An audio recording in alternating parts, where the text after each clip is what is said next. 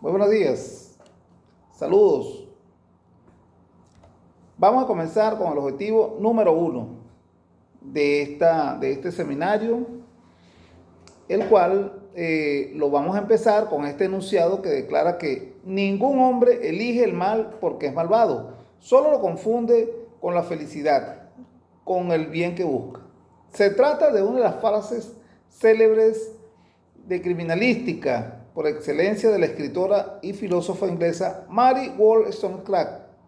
Allí ella se refiere a cómo la avaricia, el odio y la supuesta ilusión por obtener algún beneficio puede cegar a la gente, a los seres humanos, puede cegarnos a nosotros y llevarla a cometer los peores errores sin tener una conciencia verdadera de las consecuencias de sus actos, de sus comportamientos.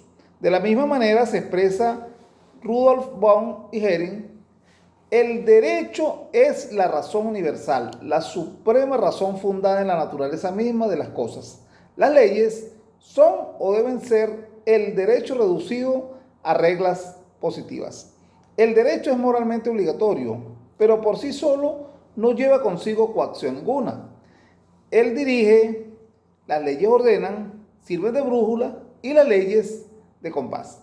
De esta manera, el primer objetivo denominado derecho penal como control social, en el cual hablaremos del control social y las clases de control social, lo vamos a estudiar desde la aplicación del derecho penal como control social, el cual requiere de un procedimiento que les permita a ambas partes, tanto a la víctima como al victimario, el pleno uso y goce de sus garantías procesales. Es decir, se les permitirá a ambas partes el sustentar el porqué de sus comportamientos. En la constitución de cada país, así como la nuestra, de Venezuela, se manifiesta la obligación que tiene el Estado a través de las autoridades de proteger los derechos de todas las personas que se encuentren dentro de su territorio.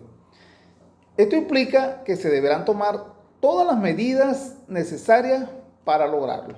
Es decir, el Estado tiene que crear todos los mecanismos legales para lograr cumplir con este decreto constitucional. Y es por ello que surge el derecho penal como un mecanismo de control social de carácter formal. Entiendo que el derecho penal se constituye en la facultad sancionadora del Estado y en un garante por excelencia de los derechos humanos. Los bienes y los intereses jurídicos de cada uno de los individuos que conforman la sociedad y el Estado como miembro de la comunidad internacional. De esta manera, para que las personas no se maltraten entre sí, se necesita o se requiere de la coexistencia de medidas para regular las conductas. Esta medida para regular las conductas la podemos conseguir: Código Penal, Código Orgánico Procesal Penal, que son las leyes que nos llevan a cumplir, a guiar los procedimientos y en las cuales se van a instaurar dispositivos de convivencia pacífica entre los pueblos y quienes lo integran. Veamos, por ejemplo, lo reseñado. Vamos a hacer historia. Para hablar de derecho es bueno conocer la historia. Entonces, veamos lo reseñado en la Biblia. Cuando hablamos de la Biblia, tenemos aquí la Biblia, nos dice las Sagradas Escrituras, que se incorpora este relato de tiempos remotos que nos muestran a través de los mandamientos entregados por Dios a Moisés, los cuales consistían en un conjunto de preceptos y disposiciones de cómo convivir entre las personas y el efecto que causaban ejecutar actos que eran contrarios a ellos. Además, mucho antes que los mandamientos, regía la célebre ley mosaica, que comprendía leyes concernientes a la moral, a materia civil y religiosa, entre otras cosas. Se entiende que los mandamientos, los 10 mandamientos, son la ley de Dios que todo buen creyente debe cumplir para vivir de la sumisión del pecado. En la actualidad, la palabra se ha convertido en un recurso frecuente para los titulares. Entre tanta banalización, las leyes principales dadas por Dios se diluyen y cada vez son menos los que conocen cuáles son los 10 mandamientos Así que no está de más hacer un breve repaso. Entonces, hojeando la historia escrita en el libro de Éxodo, Dios escribió en 2 tablas de piedra con su dedo los 10 mandamientos y se los entregó en una tormenta de truenos a Moisés en el monte Sinaí. Son por tanto la ley de Dios entregada al pueblo de Israel y que hoy tutelan la moral del cristianismo y del judaísmo. En este mismo orden de ideas, tenemos que los 3 primeros mandamientos están relacionados con el amor a Dios y los otros 7 con el amor al prójimo. Como acopia la versión digital del texto cristiano, los mandamientos divinos están considerados ineludibles para cada criatura humana y su transgresión se toman como un agravio fuerte contra Dios. Por otra parte, incluimos en este recorrido histórico del derecho al derecho romano en su famosa ley de las 12 tablas. Estas fueron un conjunto de leyes inscritas en 12 tablillas de bronce creadas en la antigua Roma. Vamos a hablar de Roma en los años 451 y 450 a.C. Fueron al comienzo de un nuevo camino de las leyes que ahora eran suscritas por el gobierno y puestas por escrito para que todos los ciudadanos fueran tratados por igual ante las leyes. Tal vez no fuera un sistema absolutamente regulado. Las 12 tablas fueron un primer paso que permitiría proteger los derechos de todos los ciudadanos y reparar los agravios a través de leyes escritas precisas y conocidas por todos, por todas las personas. Por consiguiente, el enfoque romano, hablamos del humano, sino el enfoque romano, cómo el romano enfocó las normas en aquel momento, o enfocó el derecho. Entonces se convertiría más tarde en un modelo seguido por muchas civilizaciones posteriores hasta nuestros días. Según la tradición, en el año 451 se encomendó a una comisión denominada los Decemviri la tarea de redactar un código de leyes. Este código de leyes que representaría mejor los intereses del pueblo común. En ese pueblo eran los llamados los plebeyos y redujera la influencia indebida en el derecho romano de los aristócratas. Los aristócratas eran los patricios y los sacerdotes que eran los pontífices. Estos últimos formaban parte exclusivamente de un consejo que interpretaba la ley a su antojo. Como preparación previa para asumir esta responsabilidad, se envió una delegación de 3 hombres a la ciudad de Atenas, donde estudiaron las leyes del célebre legislador Solón. Estamos hablando de los años 640 y 560 a.C. A continuación, 10 patricios recibieron el poder consular, un imperium, y se les permitió elaborar una lista de leyes que consideraban más necesarias y útiles. Esta es la visión tradicional de los hechos, aunque quizás de forma más realista la composición de las tablas fue un intento de la élite por gobernarse mejor y evitar los abusos dentro de su propio grupo social. En cualquier caso, el resultado fue una lista de leyes escritas presentada en 10 tablas. Esas 10 tablas se les fueron presentadas y que se añadieron, o sea, posteriormente eran 10 tablas y se añadieron 2 tablas más. Estamos hablando del año siguiente, pues, lo que dio un total de las 12 tablas.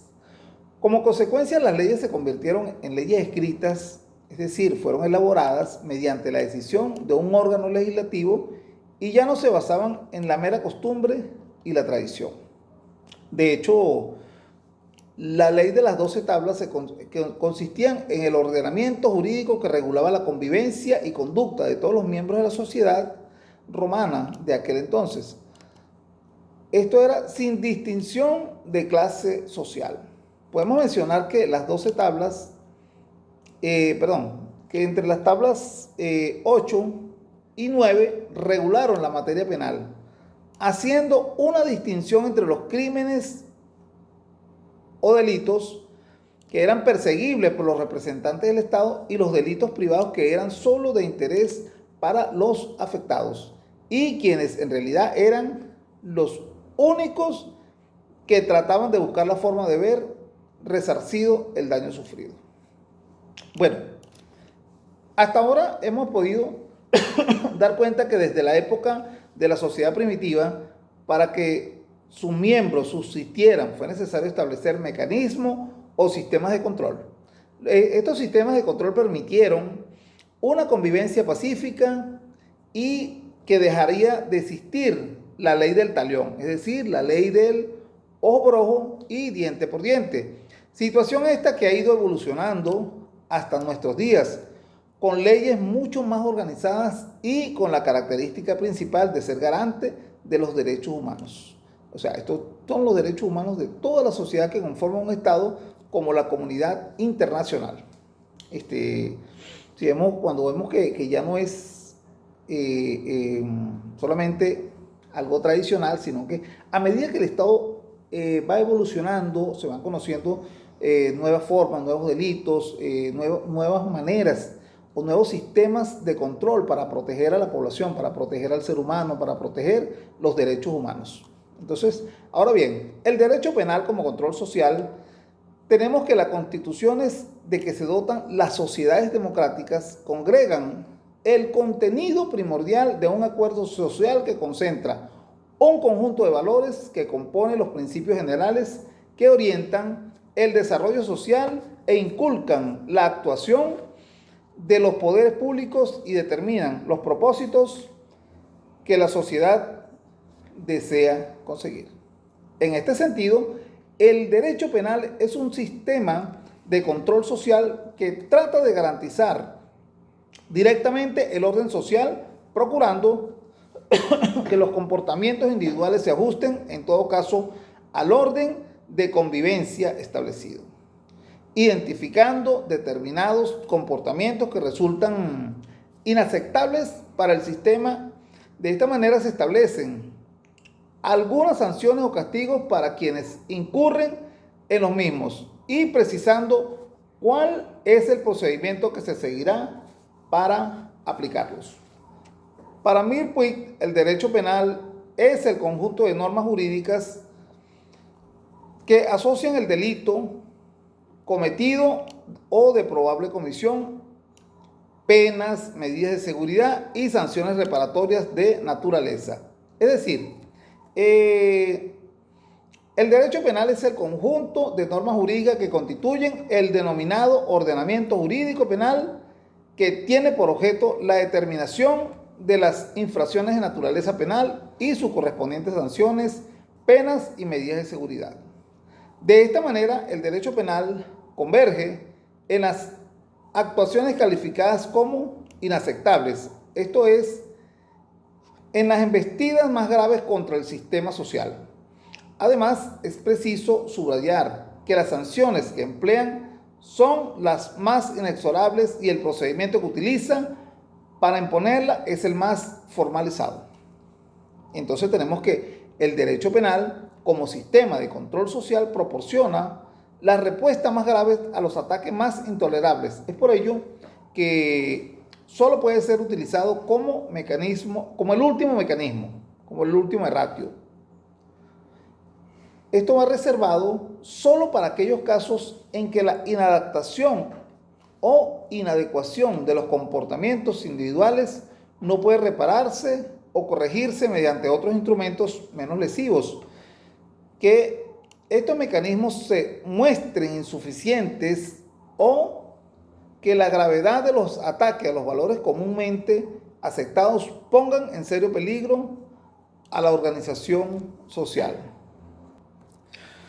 No obstante, hay un hecho sociológico de conformidad social que es la pauta generalizada del comportamiento de los individuos en las colectividades humanas, que es la conducta desviada y la conflictividad social en la cual la conformidad se asimila al sometimiento al consenso social, al acuerdo y a la solidaridad. Algunos individuos y grupos que pierden sus ligámenes consensuales comienzan a actuar de un modo disconforme, desviado, y por tanto en su comportamiento concreto se apartan de las expectativas sociales en un momento dado. En cuanto pugnan contra los patrones y modelos de la mayoría social, la cara opuesta de la conformidad social es la desviación. La conducta desviada se refiere a esas acciones que violan las normas de la sociedad, las que son socialmente reprensibles y amenazantes. Dado que la desviación rompe con las normas sociales, las agencias autorizadas y sus miembros reaccionan con el control y la amenaza y la pena. Desde el punto de vista criminológico, la desviación puede ser definida como cualquier conducta que se aparte de lo considerado normal o socialmente aceptable en una sociedad o contexto social, o se aparte de las expectativas sociales en un momento dado o un momento determinado en cuanto pugna contra los modelos y patrones de la mayoría social. Su concepto general es vago e impreciso. La relatividad de la desviación depende de los diferentes contextos sociales. Entonces tenemos que la desviación no puede ser entendida independientemente en una dinámica de control. El estatus de desviado debe ser entendido en el contexto del conflicto político, económico. De lo contrario, quedaría dentro de la psicología individual, ocultando la naturaleza política, social de esta definición y de las relaciones injustas, como en los conflictos políticos que precipitan su condensación y las subsiguientes prácticas violentas del castigo. La producción de las desviaciones o desviación envuelve a todos los aspectos del proceso a través del cual la población está estructuralmente generada para un análisis objetivo de la desviación, la cual necesitamos examinar las características estructurales y las dimensiones económicas y políticas de una sociedad en la cual surgen estas definiciones e imágenes. La palabra desviación es usada cada día más para entender el comportamiento que difiere de lo normal o de los aceptables estándares de una sociedad a través de sectores estadísticamente mayoritarios. Los científicos sociales que estudian el comportamiento desviado asumen que hay un consenso básico acerca de los valores, la moral y las metas. Consecuentemente, ellos dicen que la desviación es un concepto que debe ser evaluado neutralmente más que un concepto moral. Similarmente, la designación de un comportamiento como delito es un caso especial. La desviación, donde se llega a este concepto a través de las leyes, las cuales son asumidas como tienen un consenso de la sociedad. Por tanto, hay distintos grados de desviación y hay algunos que verdaderamente dañan a la sociedad. La desviación es un concepto más amplio que la delincuencia. Hay manifestaciones de la conducta desviada, como el alcoholismo, la asociabilidad, la prostitución, el suicidio y en general actividades socialmente molestas que sin embargo no siempre son delictivas. Tenemos que las orientaciones, las normas, técnicas y los valores de contenido sustancial del grupo desviado comprende la constructura, la contracultura. Entonces vamos a hablar un poco sobre lo que es la contracultura. La contracultura es una subcultura en conflicto y opuesta a las normas y valores de la sociedad convencional. Sus valores están invertidos. Los miembros de la contracultura operan en las márgenes de la sociedad. Entonces, la contracultura busca la solución de los problemas, de algunos problemas que son desviados. En este aspecto, los miembros o sus miembros difieren de los desviados solitarios que no buscan o no pueden lograr soluciones colectivas para sus problemas. Sin embargo, como explica César Manzano en la obra Derecho y Sociedad, los conflictos sociales no surgen solo como un fruto de los procesos de desviación, sino de las diversas formas de disentimiento, contradicciones, rebelión, represión y patologías sociales como expresión consustancial de la vida imperante en la mayor parte de las sociedades modernas. Cuando en una sociedad prevalece la conducta desviada y el conflicto, allí se impone la desorganización social. La prevalecencia y la persistencia de las formas de la conflictividad dentro de una comunidad ocurre cuando las normas conformistas no pueden ser aceptadas por el consenso de la sociedad. Cuando esto se produce, ocurre la desorganización social y es un indicador de crisis de legitimidad provocada, entre otros factores, por el fracaso e insuficiencia en la satisfacción de las necesidades sociales o del fracaso, aquí es importante recalcar, del fracaso o precariedad en la dirección ético-política que ejerce el grupo o grupos de poder en un momento histórico. Bien, entonces, esta polarización puede provocar toda una crisis de hegemonía que lleva obligatoriamente al desmonte o, en el mejor de los casos, a la reconstrucción de la sociedad imperante, lo que genera una reacción social. La reacción social debe ser entendida como una respuesta de la sociedad y del Estado a la conducta desviada. La reacción social puede ser formal o institucional. También hablamos de la reacción informal.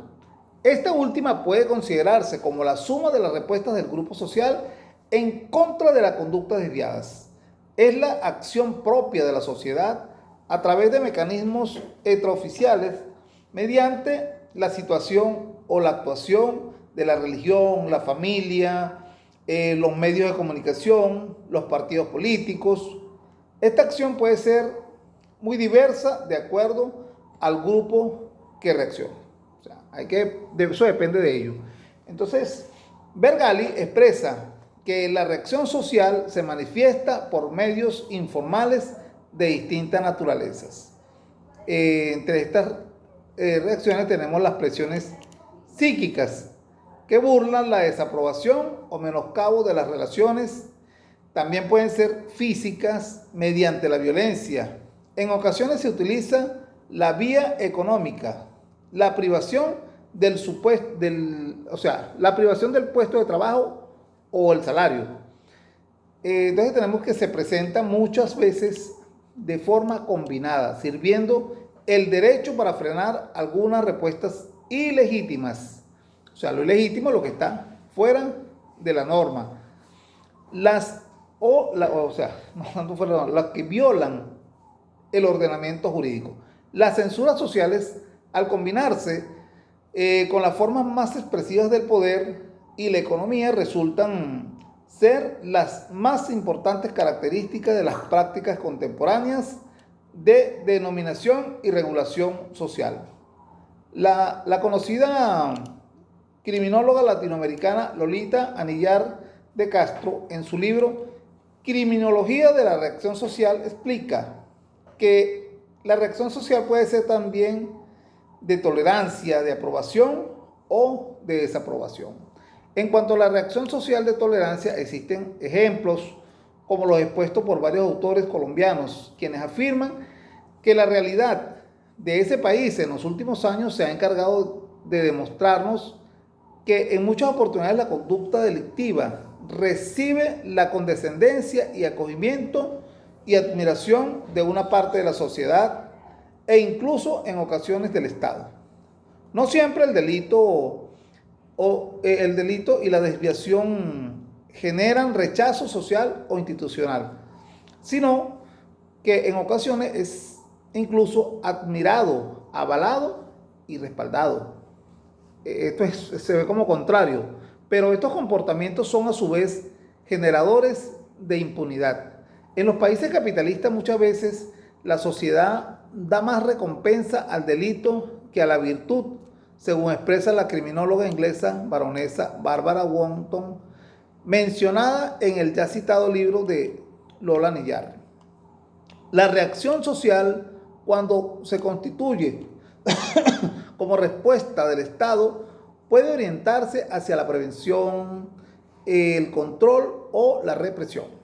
La prevención es la suma de políticas, tendencias a impedir el surgimiento o avance de la actividad delictiva mediante instrumentos penales y los no penales. Debe contemplarse, ante todo, como la prevención social, esto es como la movilización de todos los efectivos comunitarios para abordar solidariamente un problema social, y también va dirigida fundamentalmente a influir sobre el origen o causas de la criminalidad. Tenemos que el control es el mantenimiento de un determinado estado, el estado de las cosas, un control razonable del conflicto, con el menor coste social posible, para lo cual se necesita fuerza y poder, incluso en muchas ocasiones la represión. La represión es la respuesta negativa del Estado y la sociedad son las que dan al comportamiento desviado que puede darse en el campo legislativo, para lo cual el poder criminaliza las conductas que se entienden delictivas. El ejecutivo las persigue y el judicial aplica la ley. Cuando hablamos sobre lo que es el conocimiento del control social, tenemos que, para vivir en sociedad, en términos de Hobbes, los seres humanos convienen un contrato social, el cual se fundamenta en la premisa de lo que todos los miembros de una sociedad o grupo están de acuerdo y por voluntad propia renuncian al estado naturaleza, delegando esa potestad al poder soberano. En otras palabras, existe una renuncia por parte de cada individuo que permite el establecimiento de un poder que está por encima de todos, por encima de ellos, por encima del individuo, y el cual es reconocido por todos. Bajo esta mirada liberal se puede entender que el individuo, o sea, nosotros, las personas, aceptamos limitar la libertad para someternos a la voluntad de un soberano que es el Estado. Por lo tanto, el poder instaurado es legítimo porque existe consentimiento de las personas sujetas a él. Entonces, es sobre esa premisa que se fundamenta el orden y el control social, la cual se materializa, se expresa en la relación Estado-sociedad civil. Ahora bien, considerando el rol del Estado, es necesario referir que una de las funciones del Estado es el control social, el cual es entendido por Aguilar como el conjunto de mecanismos formales o informales que posibilitan la regulación de la conducta de los ciudadanos. Es decir, debe ser entendida como la respuesta de la sociedad y del Estado a la conducta desviada. En este mismo orden de ideas conversamos sobre el control social. Vemos entonces que hemos venido hablando taxativamente de términos como leyes, mecanismo, control. Todas estas terminologías se complementan entre sí, ya que las leyes son mecanismos de control social que establecen un orden. Ahora, comencemos por definir el vocablo control social, para lo cual iniciaremos con una definición sencilla obtenida en el diccionario de la página web Definición ABC. que no es más que un diccionario electrónico, el cual plantea: cuando se habla de control social, se hace referencia al grupo de normas y regulaciones de diferentes tipos que son establecidos explícitamente o implícitamente por una sociedad para mantener el orden de las personas, de los individuos, y permitir el desarrollo de un nivel de vida organizado y controlado. Ahora bien, tal precepto de control social es confuso e impreciso. Tanto puede emplearse en el sentido expuesto como mecanismo más o menos prudente de control de la sociedad sobre sus miembros para evitar infracciones, para evitar que se cometan hechos, como puede significar el control de algunos grupos dominantes o miembros de la sociedad, y que esto ejercen sobre esta para reprimir la conducta desviada o discrepante de la impuesta por los grupos de poder. Es decir, mecanismos más o menos burdos de poder y dominación. Y en un derecho penal democrático y de un Estado de Derecho, no puede concebirse su función así, sino como un medio de protección de bienes jurídicos esenciales mediante la prevención de delitos y sometidos a garantías y límites jurídicos. Entonces tenemos que el control social como objetivo mantener a grupos sociales dentro de un orden formalmente aceptado, de modo tal que se respeten un número de normativas básicas que contribuyan a generar estilos de vida organizados y no conflictivos. Aquí tenemos que, en este sentido, las regulaciones más visibles respecto a la idea del control social son aquellas que se expresan a través de leyes, estatutos y regulaciones formales que todos los miembros de una sociedad deben cumplir de igual modo. Asimismo, el doctor Ramón de la Cruz Ochoa revela que el control social es el conjunto de instituciones, estrategias y sanciones sociales que pretenden promover y garantizar el sometimiento del individuo a los modelos y normas comunitarias. Generalmente actúan de forma automática y el ciudadano las aprende inconscientemente. Este debe tratar de mantener o crear las condiciones para la armonía social. Por lo tanto, también podemos definirlo como el agregado de mecanismos a través de los cuales el orden institucional, obrando en defensa y protección de sus propios intereses, busca el mantenimiento del statu quo, que no es otra cosa que el mantenimiento de determinado estado de cosas en el ámbito económico, político y social. En este sentido, el criterio del abogado mexicano Carrillo Prieto señala que por control social ha de entenderse el control de instituciones, estrategias y sanciones sociales que pretenden promover y garantizar dicho sometimiento del individuo a los modelos y normas comunitarias. El control social penal es un subsistema global y difiere de este por sus fines y por los medios de que se sirve.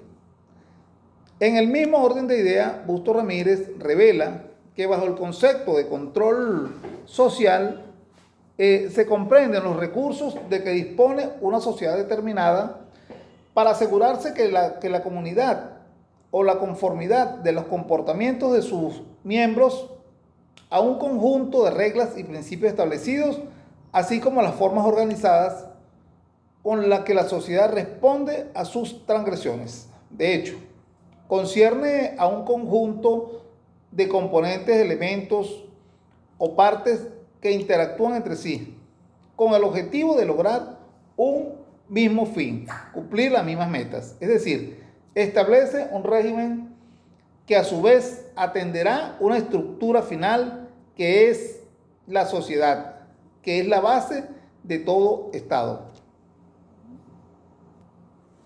Ahora, según Pablo de Molina, toda sociedad necesita de una disciplina que garantice la coherencia interna de sus miembros por lo que se ve obligada a desplegar una rica gama de mecanismos que aseguren su conformidad con sus normas y pautas de conductas. En este orden social solo puede ser exitoso con una reducida conflictividad social. O sea, el éxito depende de que haya menos conflictos entre los miembros de la sociedad. Cuando está regulado por intereses de por todos los intereses de la sociedad y existan agencias que puedan controlarlo, tratando de impedir la marginación como un fenómeno social, como las llamadas agencias de control social, cuando ellas pierden poder, la estabilidad social se pone en peligro. Eso es lo importante del mantenimiento de las instituciones. Por ello, Vergali nos indica que, empero, el orden social ha de ser mantenido. Para ello, las sociedades de cualquier género han dispuesto de mecanismos para tal fin. Esta actuación de la sociedad y el Estado solo serán legítimas siempre que se realicen en un marco legal y de respeto a la dignidad del hombre, a la dignidad del ser humano. El control social puede ser definido simplemente como el conjunto de instituciones, estrategias, sanciones sociales que pretenden promover y garantizar el sometimiento del individuo a los modelos y normas comunitarias. Generalmente actúan de forma automática y el ciudadano las aprende, como lo dije anteriormente, de forma inconsciente.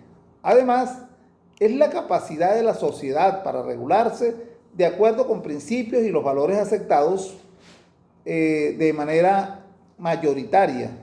Esta tiene dos objetivos. Primero, regular la conducta individual y conformar y mantener la organización social. Esta se va a ejercer sobre los individuos con la finalidad de enseñarlos y persuadirlos, compelerlos a usar los valores aceptados por el grupo con el fin último de lograr una disciplina social que resulte eficaz para la subsistencia de las estructuras que mantiene el Estado. Este debe tratar de mantener o crear unas condiciones para la armonía social. Por lo tanto, puede ser definido como mecanismos transversales asociados, de los cuales el orden institucional, obrando en defensa y protección de sus propios intereses, busca el mantenimiento del statu quo, que no es otra cosa que el mantenimiento de determinado estado de cosas en el ámbito económico, político y social. En síntesis, el objetivo del control social es defender ese estado social que interesa a quienes controlan el poder, por lo que se encuentran obviamente interesados en preservar y defender el statu quo social, y de ahí que el conocido criminólogo italiano Paravarini dice que el control social puede ser examinado como cuestión política, por ejemplo, cómo imponer, cambiar, conservar un determinado orden social. En esta perspectiva, el control social es leído a través de categorías politológicas y jurídicas como las de poder, dominio, Estado, derecho, represión, autoridad, y como categoría sociológica el control social. Y es interpretada como integración social y socialización en una dimensión social. Hablemos sobre lo que son las clases del control social. Seguidamente conviene hablar de ellas, debido a que es importante señalar que el control social en términos generales o los mecanismos de control social, dependiendo del procedimiento utilizado para crearlos, se clasificarán en sistemas formales o informales, entendiendo que ambos tienen en común que su origen responde a diferentes intereses, entre los cuales podemos mencionar intereses políticos, intereses sociales, religiosos, culturales, económicos, entre otros. Sin embargo, se diferencian entre sí porque los formales son o siguen los lineamientos establecidos en el ordenamiento jurídico de un país, que también determinan quién será la entidad gubernamental que se ocupará de aplicarlo y darle seguimiento.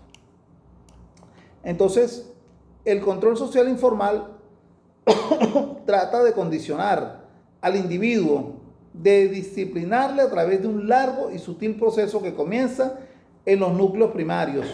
Cuando hablamos de núcleos primarios, nos vamos a referir a la familia, a la escuela, a la profesión y a la instancia laboral, y culmina con la obtención de su conformismo, la veneración a la ley y la obediencia. Así, los medios más importantes de este control son las creencias e ideologías sociales, la religión, el arte, la propaganda, la educación formal o la educación informal. Carrillo expone que de esta manera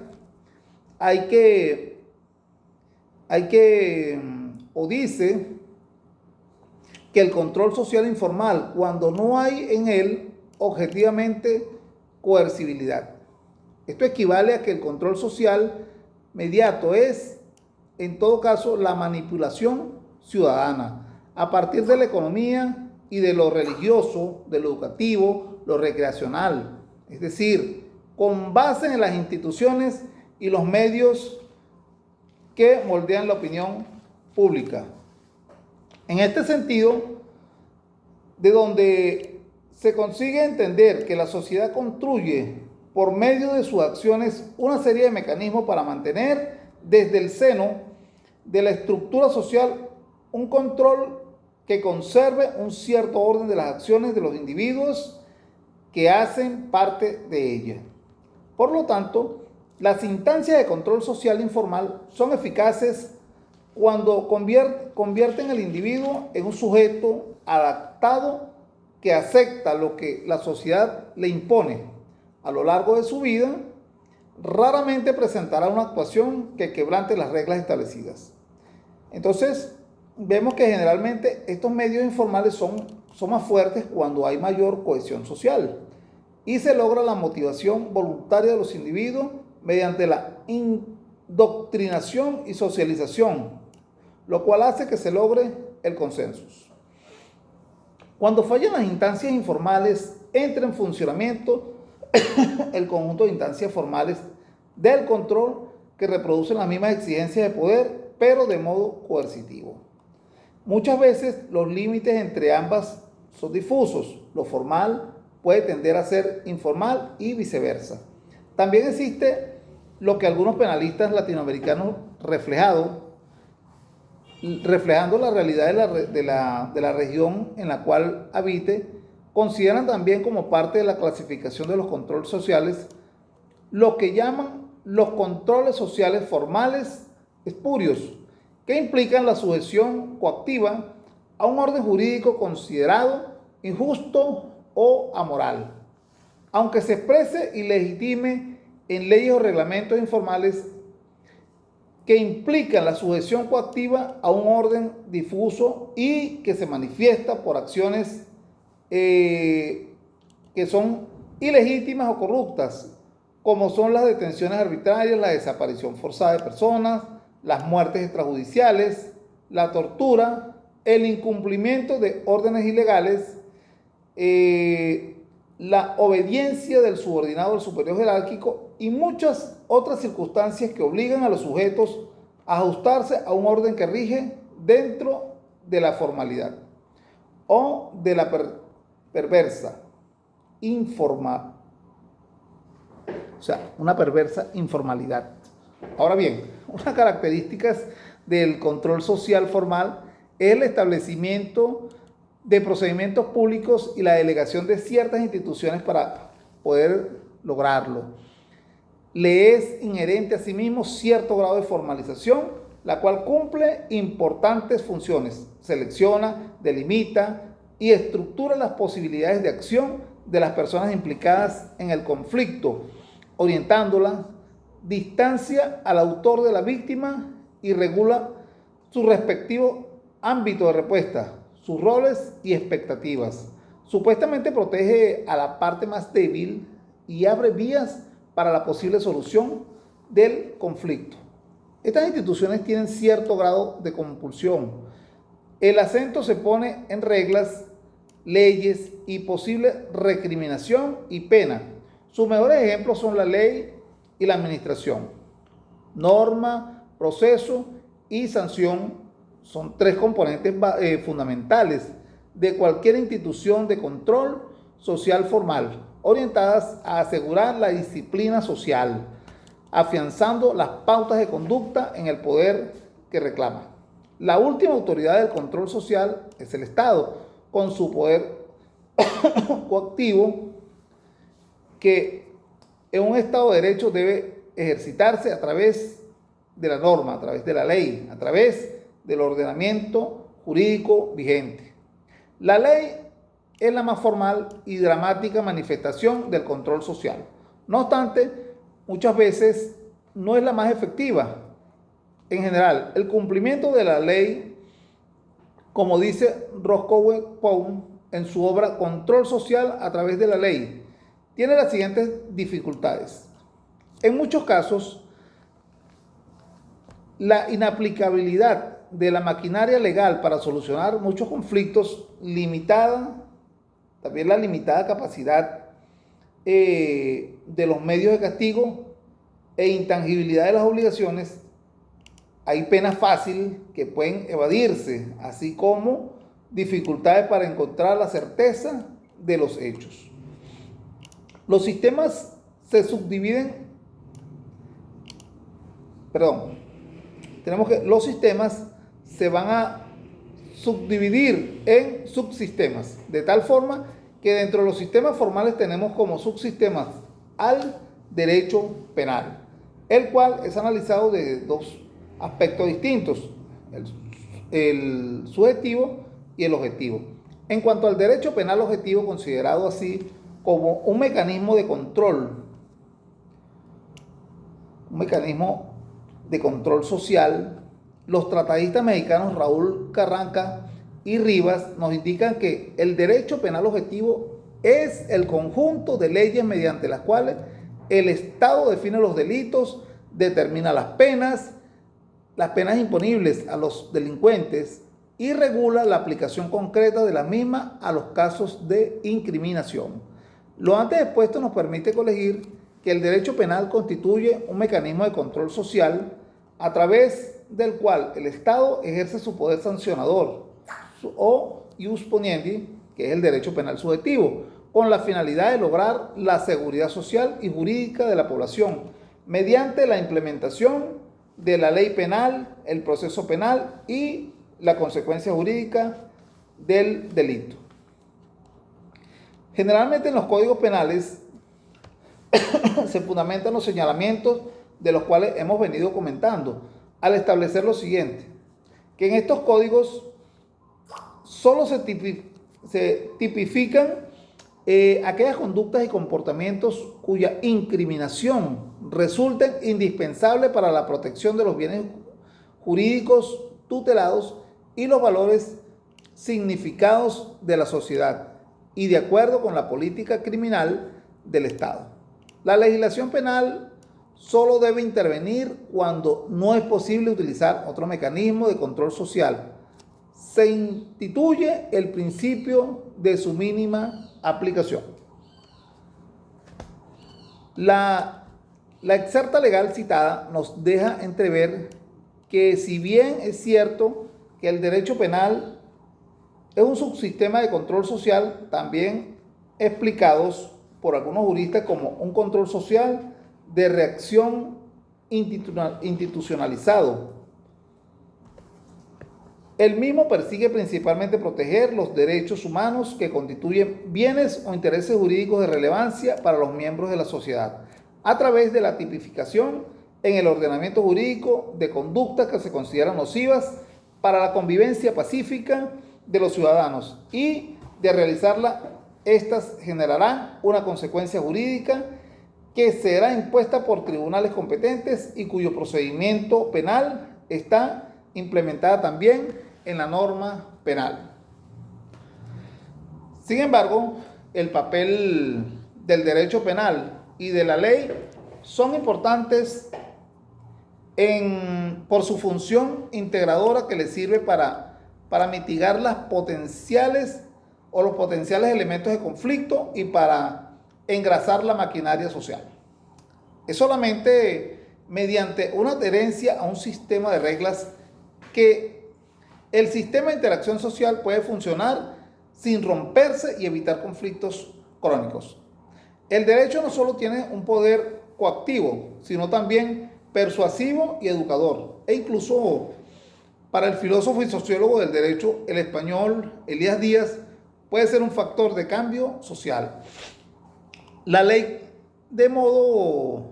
como modo de control social tiene toda fuerza, pero también toda la debilidad y la dependencia de la fuerza. Sería un error considerar que la ley por sí sola puede resolver todas las tareas del control social. La ley debe funcionar apoyando los mecanismos de control social informal.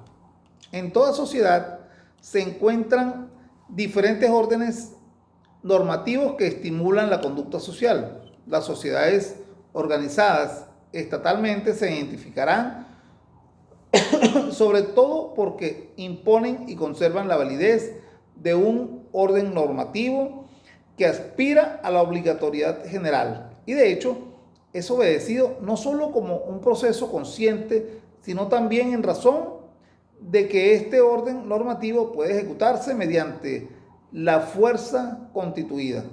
Este es el orden jurídico. Las normas jurídicas, sociales, éticas y religiosas que todas las sociedades tienen, así como la práctica corriente de las mismas, evidencian criterios para la evaluación de las acciones sociales de conformidad con estos criterios. Cada acción se clasificará o se calificará como legítima, éticamente valiosa, ajustada a la praxis y también racional en el contexto social, si se ajusta a las normas establecidas. Una conducta racional así determinada es para los miembros de la sociedad sencillamente realizable, porque corresponde a las normas de acción y a la praxis usual que ofrece para todos el mundo de la experiencia y no solo para personas que puedan colocarse en situaciones excepcionales. Bien, entonces, para ir concluyendo, la aplicación del derecho penal como control social requiere de un procedimiento que les permita a ambas partes, tanto a la víctima como al victimario, el pleno uso y goce de garantías procesales. Es decir, se les permitirá a ambos el respaldar el porqué de sus actuaciones. En este sentido, la regulación o la relación que es regulada por el derecho, que significa un conjunto de normas de conducta que hacen posible que la sociedad siga su curso y desarrollo. No obstante, no se concibe la existencia de una convivencia humana sin conflictos de intereses y de derechos. Lo que es posible porque las normas jurídicas que la reglamentan son susceptibles de ser transgredidas. También cabe resaltar que el derecho penal se concentra en los comportamientos que se consideran más inadmisibles, esto es, en los ataques más graves contra el sistema social. También es necesario recalcar que las sanciones que aplican son las más rigurosas y el procedimiento que se emplea para imponerla el más formalizado. En cuanto al control social, es un concepto utilizado en la sociología, la criminología y la ciencia penal para designar el control de la sociedad frente a conductas desviadas e indeseadas, concibiéndose entonces el derecho penal como un medio de control social. De esta manera, las raíces del concepto del control social pueden encontrarse en las ideas de Platón y Aristóteles. Todas las escuelas sociológicas están de acuerdo que un grado mínimo de solidaridad es necesaria para la existencia de la sociedad y que de ella impere cierto orden social, premisa de una sociedad moderna. El control social puede hacerse presente de diferentes maneras, tanto a través de prácticas formales como prácticas informales, a través de regulaciones socialmente aceptadas y también a través de coacción del mismo individuo sobre sí mismo. Tomando como referente los diferentes pensamientos jurídicos expuestos en párrafos anteriores, podemos realizar el siguiente análisis del tema bajo estudio. Control social corresponde a todo aquello que revele de cómo conducirse, a cómo llevar e interactuar con las personas que constituyen un conglomerado social. Por consiguiente, los métodos o la metodología del control social son el conjunto de procedimientos por los cuales una sociedad, grupo o líder personal presionan para que se adopten o mantengan las pautas de comportamiento externo o interno y los valores considerados necesarios o inconvenientes. Por tanto, todo derecho, que es un sistema de legalidad, deriva de un determinado sistema de intereses y de valores que le da legitimidad en sentido amplio. E inversamente, toda legitimidad intenta realizarse a través de determinados sistemas de legalidad, orden y justicia. Serán así los dos objetivos a lograr por este sistema normativo que es el derecho. También los dos valores desde los cuales intenta legitimarse todo sistema de legalidad. Por último, la actividad número 1, y ustedes deben de recordar que es el foro individual, un foro de discusión y aportes para el debate de todo, para que todo lo que hemos estudiado en este objetivo lo podamos expresar a través del foro. Que tengan una excelente semana.